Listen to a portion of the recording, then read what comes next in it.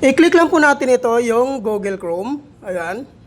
So ngayon po guys, dito na po tayo sa dashboard po ni Google Chrome. So kailangan na po natin i-type dyan yung, ano po guys, yung LTMS portal. Ayan, type lang po natin yan, LTMS. Ayan. Then, portal. So, ayan.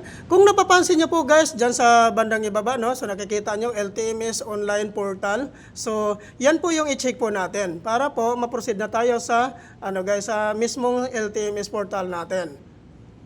So, ayan po guys, no? Nandito na po tayo sa dashboard po mismo ng LTMS portal. So, ang gagawin natin dyan ay kailangan na po nating i-login yung account natin dyan.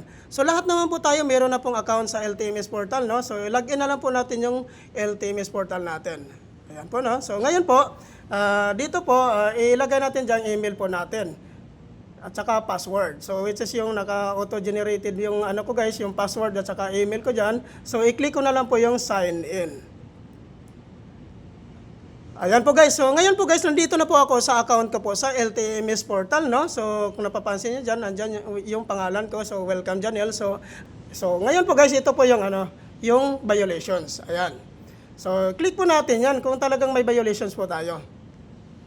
Ayan. So, as you can see po guys, so wala po akong violations, no? So,